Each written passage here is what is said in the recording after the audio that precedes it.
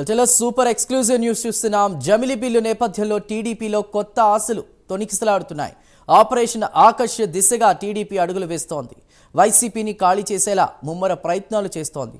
2029 ఎన్నికలకు చంద్రబాబు రూట్ మ్యాప్ను రెడీ చేస్తున్నారు. జగన్ టీంలోని 50 మందిని ఎంపిక చేశారు. డీలిమిటేషన్లో 50 వరకు అసెంబ్లీ స్థానాలు పెరగనున్నాయి. పెరిగిన స్థానాలు పార్టీలో చేరిన వారికి అంటున్నారు చంద్రబాబు. తొలుత వైసీపీలోని ముఖ్య నేతలను టీడీపీలో చేర్చుకునే యోచనలో కూడా ఉన్నారు. రైట్గా దీనిపై మరింత సమాచారాన్ని మా ఏపీ ఇన్పుట్ ఎడిటర్ టీవీరావు అందిస్తారు. టీవీరావు చెప్పండి.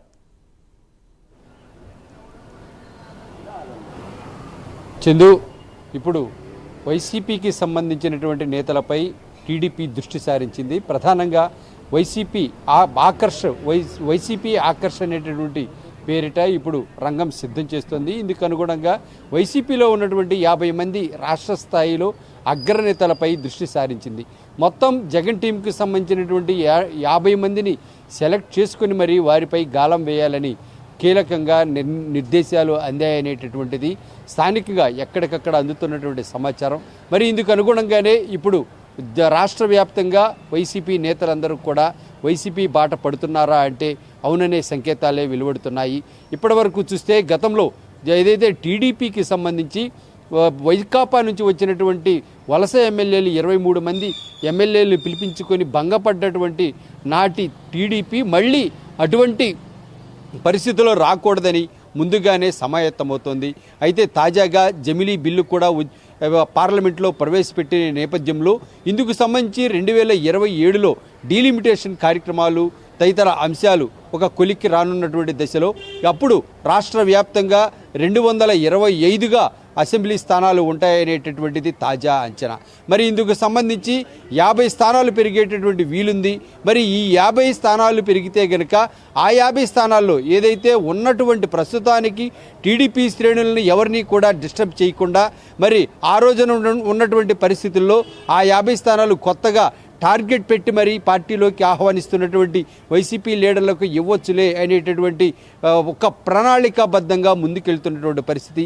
మరి అందుకు అనుగుణంగా ఎక్కడికక్కడ రాష్ట్ర స్థాయిలో ఉన్నటువంటి వైసీపీ అగ్రనేతలు, కీలక నేతలు, ప్రధాన నేతలందరినీ కూడా ఈ పార్టీలోకి వైసీపీ నేతలందరినీ కూడా ఇప్పుడు టీడీపీలోకి ఆకర్షించుకుంటే తద్వారా ఎవరైతే ప్రధాన నేతలు వెనకాలే మిగిలినటువంటి ద్వితీయ శ్రేణి కింది స్థాయికి క్షేత్రస్థాయి కార్యకర్తలు సైతం పార్టీలోకి వరదలా వచ్చి పడతారనేటటువంటిది టీడీపీ ప్లాన్.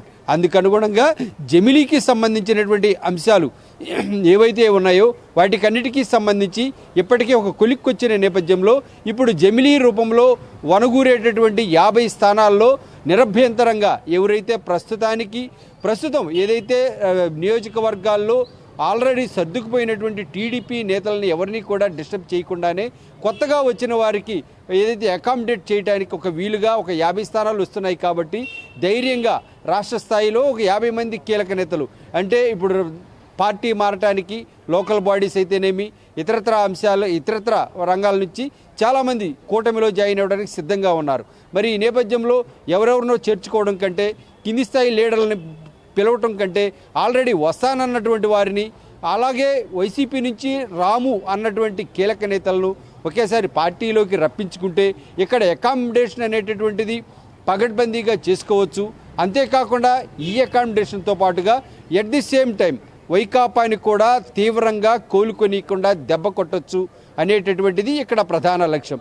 మరి జమిలీ రూపంలో కొత్త ఆలోచనలకు శ్రీకారం చుడుతున్నటువంటి టీడీపీ రాబోయే రోజుల్లో వైకాపాని దెబ్బతీయడంతో పాటుగా ప్రధానమైనటువంటి ఆ 50 మంది ఎవరు అనేటటువంటి దానిపై ఇప్పటి నుంచే ఓవైపు వైసీపీ దృష్టి అయితే సారిస్తోంది.